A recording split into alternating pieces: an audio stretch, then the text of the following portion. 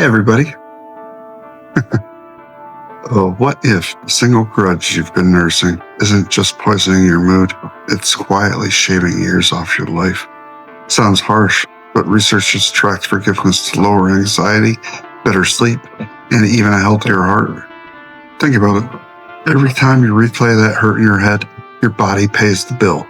This video isn't about letting offenders off the hook. It's about uncovering the hidden benefits you've been denying yourself and why compassion might be the medication your doctor can't prescribe.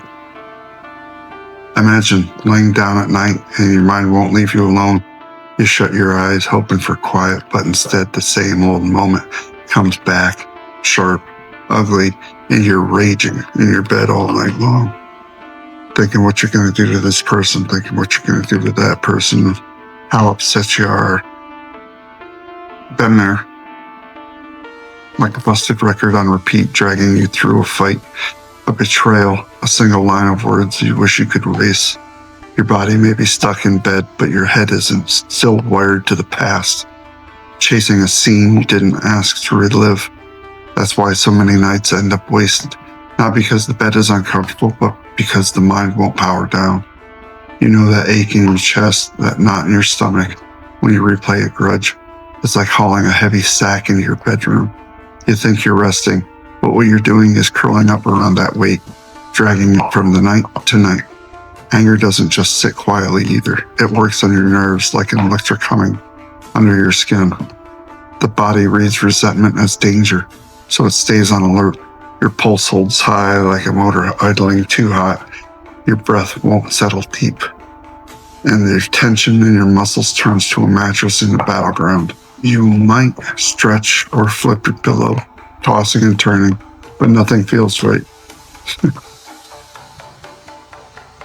You'll probably hear a munching sound. That would be my puppy chewing on her bone. And tossing and turning all night, but nothing feels right because your nervous system doesn't trust it's safe to rest. It's not some abstract idea, it's mechanical. Think of a leaking faucet in a dark house, one drop at a time. It steals your attention. You hear it in the silence, and you can't ignore it. That's what resentment does. Every drop of memory, every drip of anger robs you. The hours dragging on the clock becomes cruel. Each minute heavier than the last. You're never fully asleep, just drifting in and out of irritation. Research backs up what experience already shows. Refusing to forgive pushes your body's stress system into overdrive. Cortisol, the hormone tied to fight or flight, stays high when grudges stick around, and a body swimming in stress hormones simply can't lock onto steady sleep cycles. Even if you pass out from exhaustion, you wake up ragged, you sleep fractured and shallow. It's no wonder folks end up groggy and short-tempered because when the sun even rises. Forgiveness looks soft from the outside, but on the inside, it works like shifting gears. Imagine driving a truck stuck in overdrive. Engine whining all night. Forgiveness is the hand that drops it back into neutral. Suddenly, the rumble fades, the hum of the machine stops, and real rest finally has room to take over. Nothing flashy, just a simple return to balance that lets your system wind down instead of wearing itself out. I have lived both of these pictures. First, a man who clings to a grudge tosses like a prisoner in his cot, muttering into the dark, exhausted but never resting. And then there's the other picture, a man who finally lets it go. His chest sinks deeper, his body loosens, and he wakes in the morning not charged with old anger, but rested enough to face what's ahead. Same bed, same body, two entirely different mornings split by one quiet choice. That's the payoff. Training yourself on forgiveness doesn't just clear your head, it steadies your sleep. Compassion sets you free at the one time you're most exposed. Your eyes are closed, your guard drops, and instead of circling wounds, your body gets to shut down. Your body gets the shutdown button back. And while the night proves what forgiveness can restore, the real test comes when daylight shines straight onto the relationship that raised you. Let me throw a question at you. Have you ever stopped and wondered if the anger that burns in your chest is even yours? Or was it just the same anger you watched chew up to your parents, replaying inside of you like an unwanted echo? Maybe it shows up in your tone or in the way you withdraw when something stings.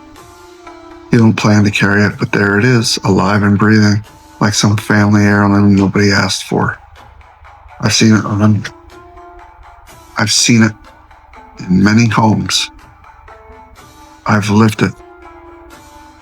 And maybe you've seen it in yours too. Families don't pass down just recipes and old photographs.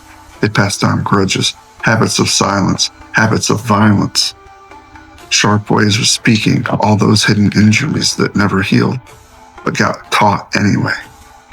It's like inheriting a set of tools so worn and rusty you'd never buy them. Yet you still keep them in the shed because that's what got handed down. And one day when you realize you're using the same broken wrench, tightening the same bolts, they snap. The trap is how normal it feels. If your father carried bitterness in his voice, then sharp, harsh words feel like home. If your mother shut down whenever she got hurt, then quiet withdrawals seem like the natural choice. You don't even question it. The cycle spins one turn after another until bitterness simply becomes family language. What you grew up marinating in becomes what drips out of you. Picture a line of people, one after another, each carrying a bucket of dirty water. They don't spill it. They don't pour it out. They just keep passing it down generation after generation. What's inside? Anger, silence, grudge. Never gets poured away, just delivered into the hands of the next one in line. Anyone who carries the bucket long enough gets wet. And then they soak the next person. That's how it works. Somebody finally says, enough. And here's the strange thing. Psychology studies have shown that specific forgiveness training helps cut down patterns of dysfunction inside families. Think about that. Learning forgiveness isn't just a private choice. It actually interrupts the hand-off of that dirty bucket. When you bring compassion into the room, you start rewriting scripts that have run for decades. Now, don't get it twisted. Forgiving your old man doesn't mean excusing every slam of the door or cold stare. It means you don't stop letting his unfinished business choke your own life.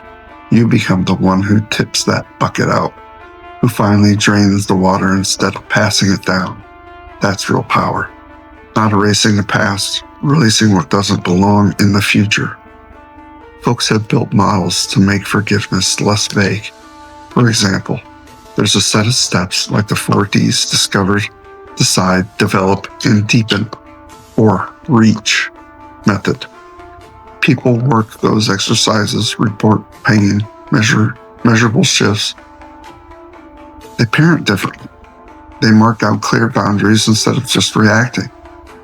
They catch themselves before falling back into the ways they were taught. And that matters because kids pick up more from what you model than from what you lecture. So you can imagine the fork in the road. A child raised where resentment rules, learn to defend, close off, or hit back quick. Same home, same old habits, just recycled into new years. But a child raised where compassion interrupts that script, they see another option. They learn that anger isn't automatic, that grudges aren't furniture bolted to the floor. They learn rooms can feel lighter when buckets get poured out. That's the payoff. You practicing forgiveness doesn't just heal the inside of you. It jams a stick in the gears of generational pain. That rusty chain that's been dragging across lifetimes finally stops. Sleep may help your nights, but compassion heals your whole bloodline. This, again, like everything else, this is not a get fix quick scheme. This takes practice. This takes failing. This takes learning from the failing.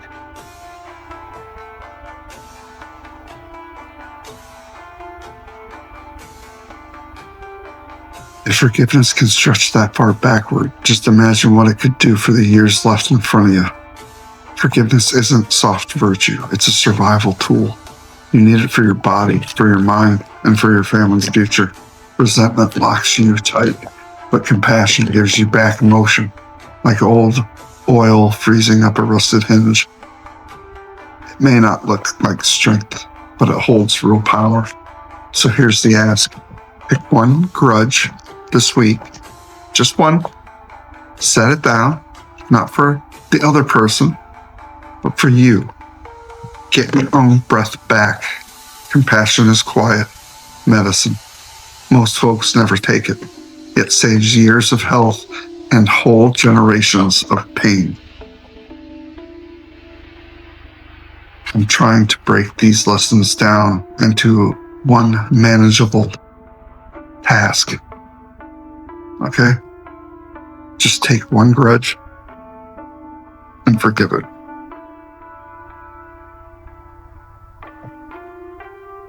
Doesn't even have to be this week. It could be for the whole month.